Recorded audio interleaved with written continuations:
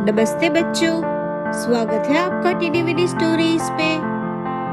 हमारी आज की कहानी का शीर्षक है चतुर तेनाली। आप जानते ही हैं, विजयनगर एक बहुत ही सुंदर और खुशहाल राज्य था। यहाँ के राजा थे कृष्णदेवराय, जो बहुत ही न्यायप्रिय और दयालु थे। और राजा के दरबार में सबसे मशहूर थे उनके मंत्री तेनालीराम। वह जितने मजाकिया थे उतने ही बुद्धिमान और बहुत ही चतुर भी। उनकी चतुराई की कहानियां दूर दूर तक फैली हुई थी। एक दिन तेनाली अपने घर के आंगन में बैठे किताब पढ़ रहे थे। तभी एक अजनबी आदमी उनके दरवाजे पर आया। उस आदमी के चेहरे पर बड़ी बड़ी मूछें थी और वह एक बड़ा सा थैला पीठ पर लटकाए हुए था। उस आदमी ने कहा, नमस्ते तेनाली जी, क्या आपने मुझे पहचाना? मैं तो आपके दूर के मामा जी के दोस्त के रिश्तेदार का भाई हूँ। तेनाली सोच में पड़ गया। तेनाली ने उसे ध्यान से देखा। उन्हें याद नहीं आया कि उन्होंने उसे पहले कभी देखा है, लेकिन उनकी छठी इंद्रिया ने कहा, ये आदमी सच नहीं बोल रहा। तेनाली ने मन ही मन सोचा, हाँ, यह आदमी कोई आम आदमी नहीं लगता, इसके इरादे कुछ और ही है। तेनाली ने चेहरे पर मुस्कान रख के कहा, ओह, आइए आइए, आपका स्वागत है। तेनाली ने उसे घर में ठहराया, पर तेनाली और उनकी पत्नी दोनों ही चुपके से उस पर नजर रख रहे थे। दरअसल वह आदमी एक जासूस था। दुश्मन राज्य से आया था और उसका असली मकसद था राजा कृष्णदेवराय को नुकसान पहुंचाना। कुछ दिनों बाद तेनाली को पास के शहर जाना पड़ा। जासूस ने सोचा, वाह, अब मौका है। लेकिन तेनाली ने पहले ही अपनी पत्नी को सब समझा दिया था।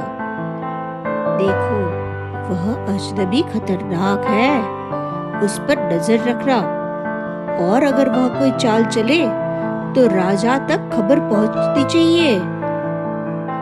अगले ही दिन जासूस ने हमला करने की योजना बना ली। तेनाली की पत्नी ने देखते ही बिना समय गवाए एक चिट्ठी लिखी और उसे एक सिपाही के हाथ राजा के पास भेज दिया। चिट्ठी में लिखा था, परम पूजनीय महाराज, मैं बहुत बीमार हूँ और तेनाली शहर से बाहर है।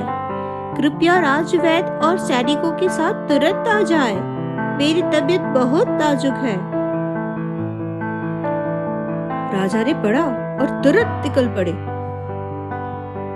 जासूस ने राजा के आने की आवाज सुनी और खुश हो गया। वाह, राजा खुद मेरे जाल में आ रहे हैं। वह चाकू लेकर अंधेरे कोने में छिप गया।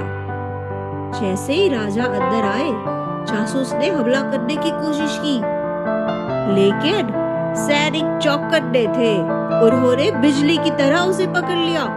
चाकू नीचे गिरा और जासूस हथकड़ी में चला गया। राजा ने पूछा, तुमने कहा था कि तुम बीमार हो, यह सब क्या है? तेनाली की पत्नी ने हाथ जोड़कर कहा, महाराज, क्षमा करें, मैं बीमार नहीं हूँ, लेकिन वह आदमी आपका दुश्मन था। अगर मैं सच लिखती, वह सतर्क हो जाता। मुझे यकीन था कि आप किसी बीमार की मदद अवश्य करेंगे, इसलिए मैंने यह तरकीब अपनाई। राजा ने उनकी बुद्धिमानी की बहुत प्रशंसा की। कुछ दिनों बाद तेनाली लौटे। राजा ने उन्हें दरबार में बुलाया और इस बार स्वर बहुत गंभीर था। तेनाली, तुमने जासूस को घर में रखा, तुमने राज्य से धोखा किया। अब बताओ, तुम अपनी मौत से कैसे मिलना चाहोगे? पूरे दरबार में सन्नाटा छा गया। तेनाली मुस्कुरा रहे थे। महाराज, अगर सजा देनी ही है तो मेरी एक छोटी सी इच्छा है। राजा बोले, क्या?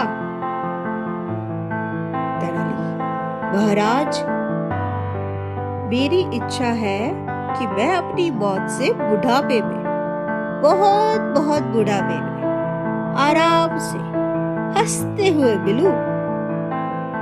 थोड़ी सी चुप्पी और फिर पूरे दरबार में हंसी गूंज उठी। राजा भी हंस पड़े। तेनाली, तुम सच में महान चतुर व्यक्ति हो। जाओ, तुम्हें माफ किया, लेकिन अगली बार मेहमानों को ध्यान से चुनना। और इस तरह तेनाली ने अपनी चतुराई से राजा की जान बचाई और अपनी भी। और दोस्तों, इस कहानी से हमें यह सीख मिलती है, सच्ची बुद्धिवानी वही है जब खतरनाक समय में भी दिमाग शांत रखकर सही फैसला लिया जाए।